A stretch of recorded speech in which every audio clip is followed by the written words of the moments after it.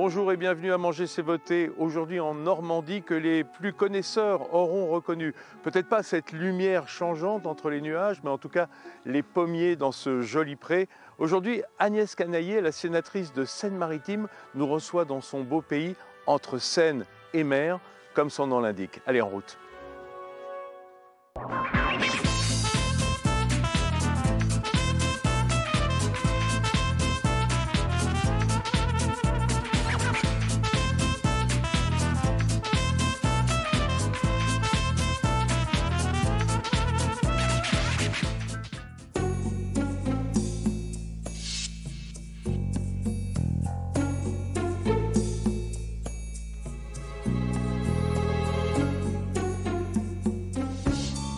Ah, j'étais sûr. Bonjour madame la sénatrice. Bonjour Vincent, vous allez bien? Vous êtes mis à l'abri du vent là. Hein? Voilà, je vais me protéger. Comment s'appelle ce beau monument? La Catène des conteneurs. C'est incroyable. Il a été mis en place pour les 500 ans de la ville du Havre en 2017 et c'est vraiment symbolique de notre belle ville portuaire. Est-ce que c'est un endroit où se retrouvent les amoureux ici? Oui, c'est un Ouais. endroit effectivement où on flâne, où on se promène. Bon, alors, on va faire les amoureux, mais de la Seine-Maritime. Hein. Exact, je vais vous Aujourd'hui. faire découvrir tout cela.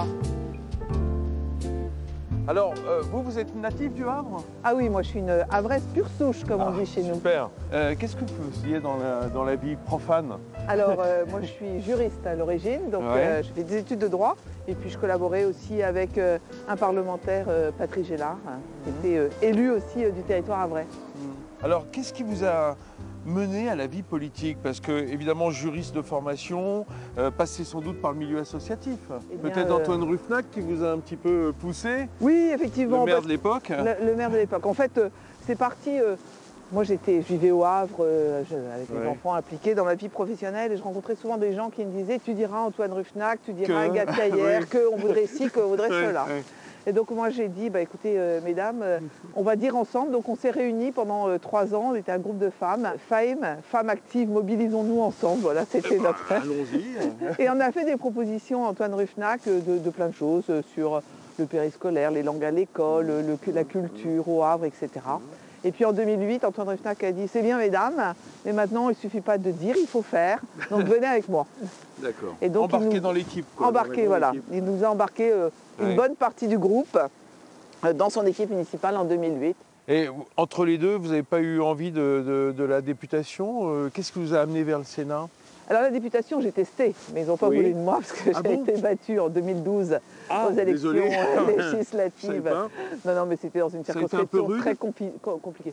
Oui, bah, c'est toujours se confronter au suffrage universel sur son propre nom, c'est toujours voilà, un engagement. Et, Oui, mais on porte aussi et- un parti, on porte aussi Des des idées, idées qui ne sont on pas porte des forcément les siennes. Voilà, on porte des convictions. Donc, et ça, Ouais, c'est ce ouais, que j'aime moi, en politique.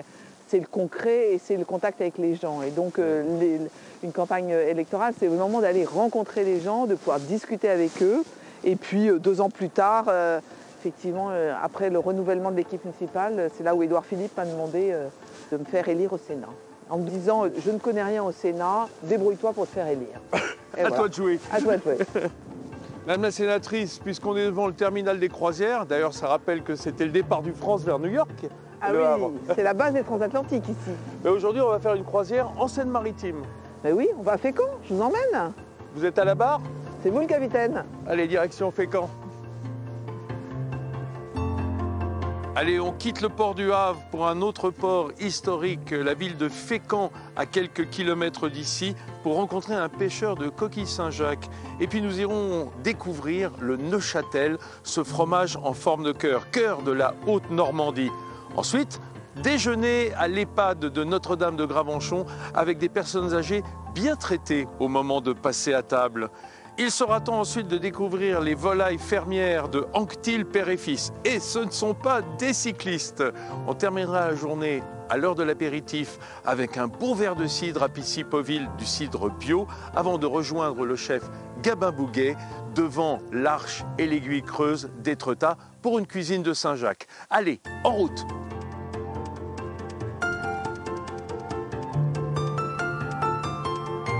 Madame la sénatrice, ici on est à Fécamp et on va voir Ludovic, je crois, qui est patron de pêche. Voilà, Ludovic Thiolan, qui est patron de pêche ici, qui pêche la coquille Saint-Jacques en baie de Seine. Ah bah je vois son bateau là.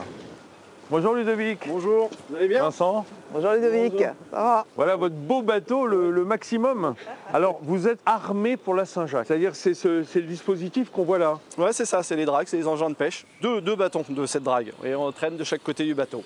D'accord. On gratte un peu le fond avec des dents. On appelle ça des couteaux. C'est ce genre de râteaux qui grattent un petit peu le fond sur 10 cm à peu près.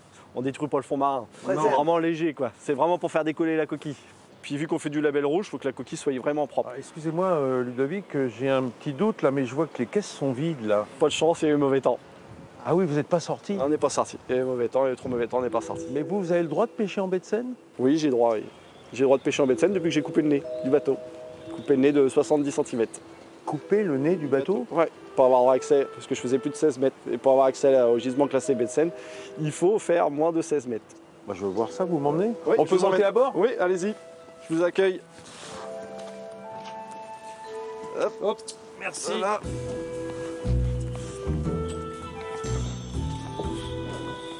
Voilà. Ah oui. Ah oui, alors carrément bon, là. Il a arrondi maintenant. Manque Avant, un il bout. était en pointe, maintenant il a arrondi. On dirait un canard dans une baignoire. Qu'est-ce que c'est vos quotas, Ludovic? J'ai droit à 2000 kg par jour. Parce 2 que tonnes. 2 tonnes par jour 2 de... tonnes. Selon la taille des bateaux, on a un quota. Plus de 16 mètres, c'est 2 tonnes 2. Moi, je suis entre 15 et 16 mètres, j'ai 2 tonnes. 4 jours par semaine. Pourquoi 4 jours par semaine? Pour aussi préserver la ressource? Pour préserver la ressource. On a droit à 4 débarques par semaine. Puis on est sur un marché vraiment frais de la qualité de la coquille. Contrairement aux Anglais qui font de la décortique. Eux, ils font la semaine à la mer. Voilà. Et la vente. La semaine à la mer. Ils font une semaine. Ça bosse tous les jours. Ça bosse tous les jours. Il n'y a pas de quota, nuit et jour, et ils sont 7 jours sur 7 à la mer. Donc ça veut dire que pendant que vous êtes retenu au port, Oui. vous voyez les Anglais pêcher au large. C'est ça. Il y a des zones où ils ont commencé avant nous, ou même l'été, on est encore à terre pour le repos biologique de la coquille pour laisser se reproduire. Ils sont à la mer. Et ils sont soumis à des quotas néanmoins? Non, aucun quota. Mais je ne comprends pas. Est-ce que ça veut dire que le gouvernement britannique se fout de la ressource? Bah oui, en gros, c'est ça. Il n'y a aucune préservation de leur ressources de leur côté. Ils pillent. Ce qu'on a mis du temps à préserver, ils viennent nous le piller à chaque fois, quoi. Et on essaye de leur expliquer que même pour eux, en faisant des quotas, ils préserveraient la ressource. Puis d'une autre manière, ils vont valoriser leurs produits. Je suppose que le Brexit a fait du mal aux pêcheurs français. Ah oui, mais ça a été un gros sujet au moment des négociations. On a eu nombreux échanges avec Michel Barnier, à l'époque était le négociateur du Brexit, pour essayer effectivement d'élargir les zones de pêche et les quotas de pêche pour les pêcheurs français, notamment ceux du Range Nord, de la Manche et plus particulièrement de la baie de Seine. Mais c'est vrai que c'était des négociations très compliquées et aujourd'hui, la France a réussi à élargir un peu les quotas de pêche pour les pêcheurs notamment de la Normandie et du Nord, mais ça reste pas à égalité avec les Anglais, ce qui reste un vrai problème. Heureusement qu'il y a la coquille Saint-Jacques en Normandie, parce que des bateaux comme moi, on serait tous morts. Beaucoup de bateaux de ma taille, on n'en serait plus là. On m'a diminué mes quotas et à côté de ça, on voit la pêche industrielle qui vient pêcher le long de nos côtes. Parce qu'en fait, vu que maintenant c'est l'Europe qui gère, c'est à l'Europe de mettre le pied dans le plat et nous défendre, et de dire stop à la pêche industrielle de masse. Merci beaucoup Ludovic de nous avoir reçus. Merci. Nous on va continuer notre périple, madame la Merci sénatrice. Ludovic.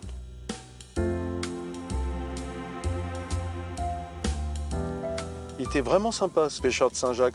On va où maintenant Agnès? On va dans le pays de Bray voir Laurent et Mathias, des producteurs de Neuchâtel-en-Bray. Neuchâtel, le fromage de Seine-Maritime. Celui du cœur, hein.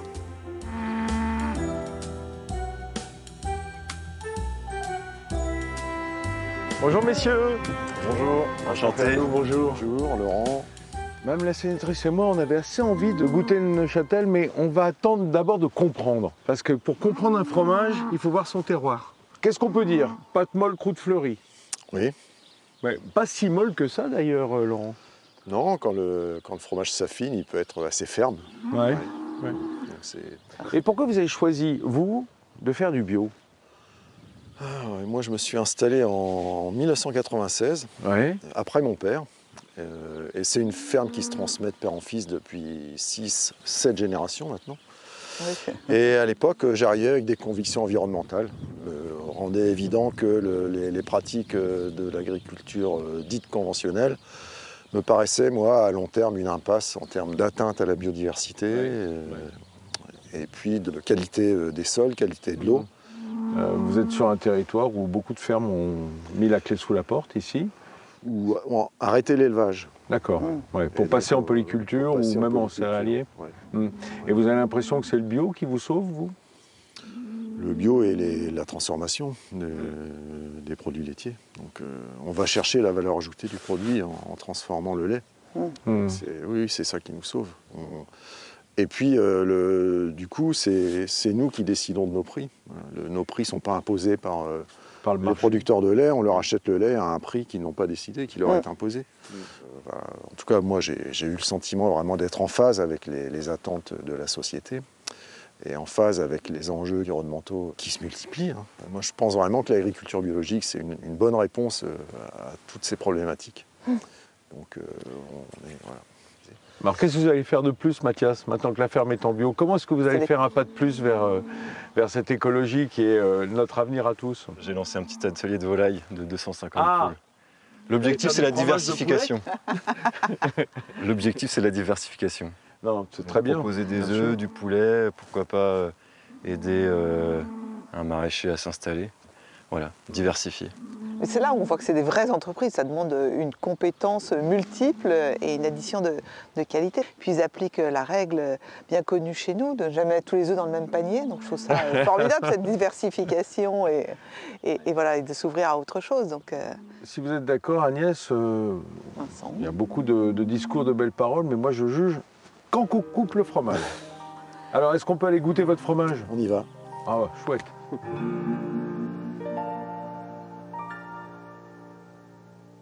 Mais alors je me demandais d'où ça vient cette forme de cœur qui est quand même particulière. Alors il y a une légende qui dit que ça viendrait des femmes normandes qui, pendant la guerre de 100 ans, pour attendrir les soldats anglais, leur offraient des fromages en forme de cœur. Oh, c'était malin.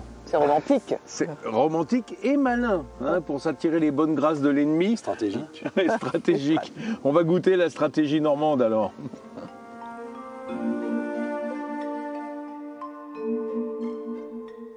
Eh bien, il est moins salé que ce que je pensais. Preuve de l'évolution. Oui, tout à fait. L'évolution dans les techniques, dans les techniques fromagères. Et pas de cette présence d'amertume. C'est bon, il est très bon. Très bon. Formidable. Super.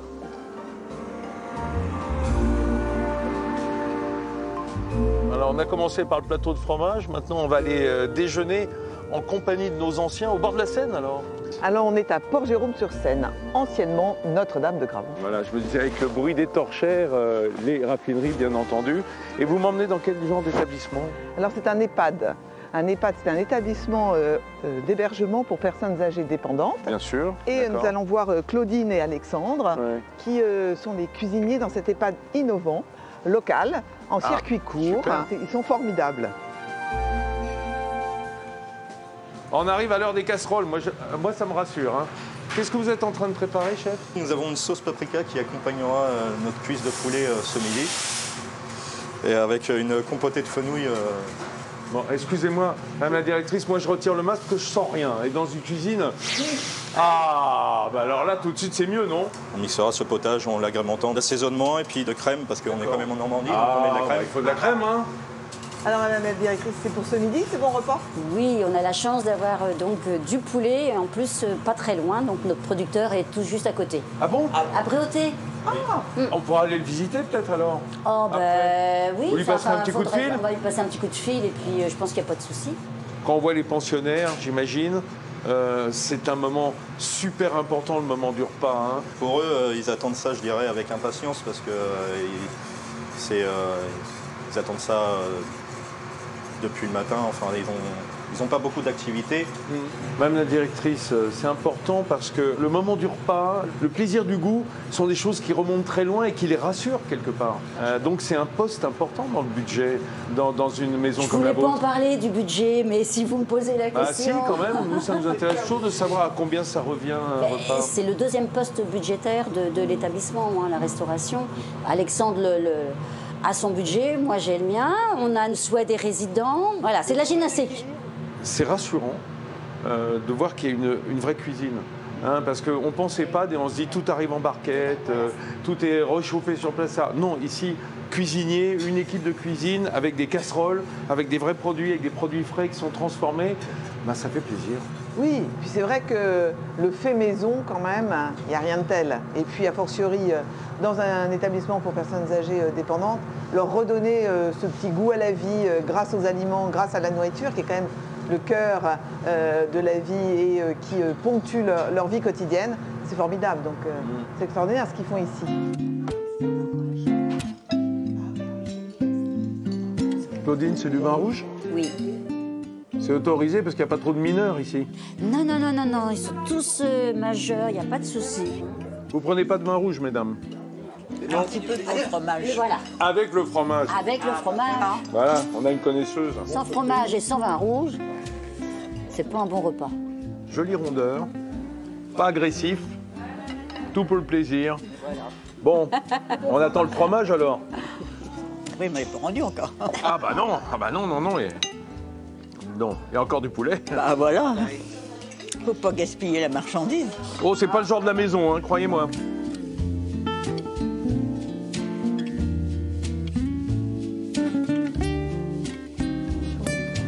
Alors, nous sommes, Vincent, chez Laurent et Arthur Anctil, qui sont les volailles du prieuré. Volaille du prieuré. Ah bah je crois que c'est Laurent qui est là. Effectivement. Bonjour. Enchanté. Bonjour. Bonjour Laurent, Vincent Ferniaud. Vous faites de la volaille depuis longtemps? Oui, depuis 1988.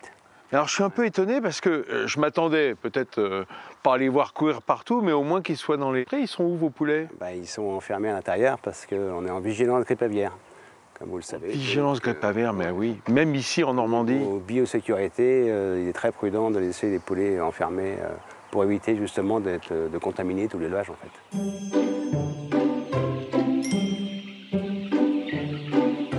Dites donc Laurent, il fait chaud ici? C'est chauffé ou quoi? Non, c'est pas chauffé. C'est le poulet qui C'est le chauffe? poulet qui chauffe, tout à fait. C'est oui. fou, hein? Oui. Et combien vous avez de poulets dans ce Là, il y a 3300 poulets pour 400 mètres carrés. Donc, Ils ont de l'espace, hein? Bah oui, mais surtout pourquoi 3300? on a notre propre cahier des charges qui stipule qu'il nous faut 3300 poulets pour 400 mètres carrés pour que le bien-être animal soit bien respecté en fait. Heureux, un poulet Voilà. heureux. Il pourrait en tenir plus? Beaucoup plus, oui. Dans des bâtiments industriels, par exemple, ce serait 10 000 à peu près. Ouais. Combien? 10 000, je pense, ouais. Laurent, si on se reportait 20 ans en arrière, on serait ici, dans votre exploitation, mais vous faisiez du poulet industriel. C'était quoi la différence? La différence, c'était déjà pas la même souche de poulet. C'était du poulet Ouais. blanc typé pour être abattu à 42 jours. 42 jours, c'est comme aujourd'hui, là, pour C'est cela. ça, en fait. Voilà. Ouais. Donc croissance 2 fois plus rapide, 3 fois plus rapide. 3 fois plus rapide, oui. Ouais. Donc forcément, avec un aliment plus poussé, avec une densité au mètre carré beaucoup plus importante, donc forcément une litière beaucoup plus souillée, des émanations d'ammoniac beaucoup plus fortes. Pas vraiment agréable à travailler non plus dans cette configuration-là. Et au résultat, un poulet qui est complètement soufflé, hein, Oui, parce bah, qu'on ça les fait- voit, ils ça n'ont pas fait de forme de des carcasse. petites boules de chair sans beaucoup d'os. La question quand même qu'on se pose en passant du modèle industriel à un modèle beaucoup plus vertueux, fermier, est-ce qu'on gagne aussi bien sa vie? Est-ce qu'on la gagne mieux? Forcément qu'on la gagne beaucoup mieux. On la gagne dans plusieurs, pas que économiquement, on la gagne déjà moralement parce que tous les jours on est heureux d'aller au travail déjà. Et puis vendre en direct, on a contact avec les clients tous les jours. Et en plus, vous avez l'abattoir sur place? Tout à fait. à Abattoir, 200 mètres. atelier de découpe? Oui, à 200 mètres d'ici, donc ça a un double avantage. Déjà, on abat nos propres volailles et en plus, il n'y a pas de stress. Comme il est à 200 mètres d'ici, lorsqu'on transporte nos volailles, on les attrape la veille, la nuit. Et le lendemain matin, au bout de 200 mètres, ils arrivent à l'abattoir, zéro stress. Un poulet qui n'est pas stressé est un poulet qui se tient, un poulet qui a du goût.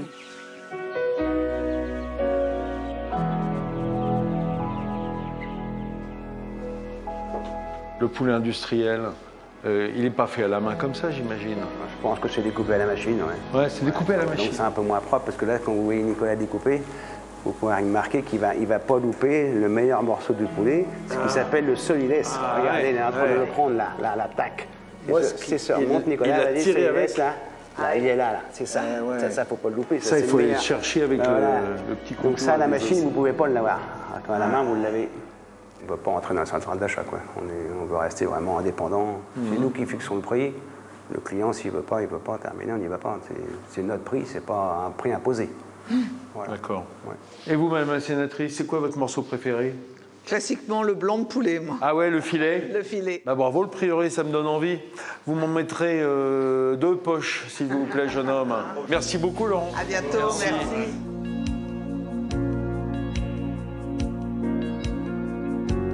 Bah Agnès, ça fait du bien ce petit rayon de soleil après les gros nuages chez les Anctilles là, avec les volailles. Bon, on a dit qu'on allait boire un petit coup là. Oui, on va chez Pierre Lambard, au hameau du Quesnay, à Pissipoville, un producteur de cidre bio formidable. Bonjour. Bonjour. Bonjour Vincent. Vous étiez en train de regarder vos pommes dans le soleil, c'est magnifique, hein? Exactement. On Des voit belles que c'est la pommes pomme bien rouges. originelle là. Bon, alors on va dire, vous ferez Adam et Ève et moi je fais le serpent, d'accord? Toujours le beau rôle, Vincent, toujours le beau rôle. Le choix du bio, c'était purement philosophique ou c'était la recherche d'un nouveau marché, une nouvelle clientèle? Très honnêtement, les deux. De toute façon, je me rendais compte qu'on va un peu dans le mur. Les phytos, en plus, il y a de plus en plus de restrictions, de moins en moins d'efficacité. Bon, une demande sociétale qui est là. Et puis, bon, il y a un aspect marketing clair que je voulais mettre en avant, me différencier par rapport aux autres. Clairement, ça ne va pas apporter grand-chose en termes de business, si on peut dire. De revenus? Non, ça ne va pas apporter grand-chose. Vous n'avez pas augmenté votre revenu si, en passant en bio? oui, on n'a pas augmenté les volumes, quoi. C'est Ah resté un peu les revenus, mais... Vous n'avez pas baissé non plus? Non, on n'a pas baissé non plus. Mais c'est vraiment spécifique, hein, parce que, clairement, je me pose la question d'arrêter le bio, hein, parce que ça devient... Ah oui. Parce que j'ai commencé à convertir donc je suis en bio en 2016, donc on devait faire du légume de plein champ bio. Ok les gars, allez-y, faites du légume, du plein champ. Il y a une demande. Il y a une Pour demande. les écoles notamment. Ouais, 2 ans plus tard, débrouillez-vous. Hein. Si vous pouvez faire 1 million d'euros d'investissement par culture, il n'y a plus de marché, il n'y a plus rien. Alors, sauf cette année parce qu'il y a une sécheresse. Mais alors, qu'est-ce qui vous pousse aujourd'hui à continuer le bio? Vous êtes engagé dans une voie et vous ne pouvez pas faire marche arrière, c'est ça? Bah oui, je suis engagé parce que je me suis engagé pour 5 ans à le faire, effectivement. Donc si j'arrête avant, je devrais rembourser les aides que j'ai perçues de l'UE, de l'Union européenne.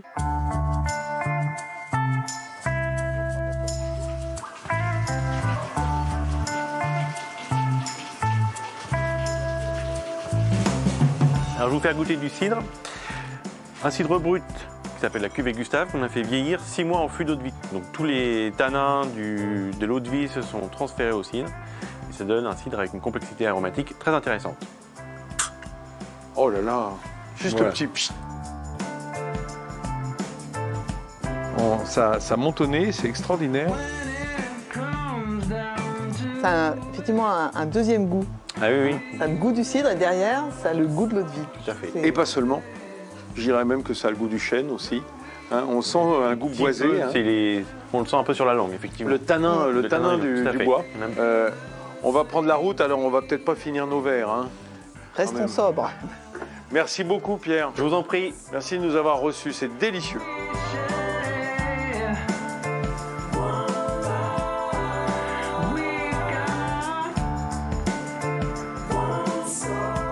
Alors je vous emmène voir Gabin Bouguet, le chef du donjon, ici à Étretat, qui est étoilé au guide rouge et qui vient d'être identifié comme grand de demain par le guide Goemio. Autrement dit, un grand chef. Bonjour chef. Bonjour. Ça va Gabin? Bienvenue. Bonjour. Enchanté. Madame la sénatrice qui a très faim et surtout très envie de mettre le tablier de cuisine. Parfait. N'est-ce pas Agnès? Ben oui. Bah alors, Je vous laisse me suivre. on vous suit. Merci. On va faire un carpaccio de Saint-Jacques avec un taboulé de butternut. Très léger. Donc on le passe le long de la coquille du haut. Oui. Hein, pour couper le muscle. C'est ça. Faites attention à vos mains, ça m'ennuierait quand même. Hein. Comment vous allez signer les lois après? Heureusement, c'est un vote électronique. Ah, juste appuyer dessus. Voilà. Chef, la partie un peu plus compliquée, c'est sortir en laissant les barbes. Et après, on tourne légèrement. Et vu comme ça, elle est belle cette noix. Elle est belle. Ah oui, ça, elle est pour moi celle-là. Super. Bon, bah, il reste tout ça à faire, Agnès. Eh bien, on y va. Allez, hop, hop, hop. Monte les manches. Gabin, je vous laisse avancer un petit peu, hein, parce que je vois qu'il y en a de la Saint-Jacques quand même. Pendant ce temps, j'ai quelques questions à vous poser, Agnès. Oui, Vincent. Il y a eu un passé agricole glorieux et riche. On est obligé de penser à cette Normandie de Flaubert et de ce qu'il dépeignait au 19e siècle. Et puis au 20e siècle, ça a perduré. Et puis évidemment, crises successives, difficultés de vivre. Les agriculteurs, c'est plus les riches agriculteurs normands tels qu'on les imaginait jadis. Non, c'est vrai. Mais l'agriculture de Normandie a quand même su, au moins ici en Seine-Maritime, garder un certain équilibre économique en faisant de la polyculture élevage. C'est-à-dire que chez nous, on ne met jamais tous les œufs dans le même panier. Parce que la terre est riche. La terre est riche, la terre produit. Et le climat est plutôt bénéfique pour les cultures, pour certains types de cultures. Alors vous m'avez parlé des atouts. Maintenant, c'est quoi les défauts de la Seine-Maritime? On a un gros handicap, c'est la liaison ferroviaire. Le jour où on nous rétablira un train qui reliera Le Havre à Paris dans des délais raisonnables et avec des fréquences raisonnables, on aura encore plus d'attractivité de notre territoire. Et je pense qu'aujourd'hui, et c'est ce qu'on défend beaucoup au Sénat, c'est la proximité. Je crois qu'on a besoin, dans cette mondialisation, d'avoir aussi localement un ancrage. Et la commune, le territoire, c'est aussi les repères qui sont importants.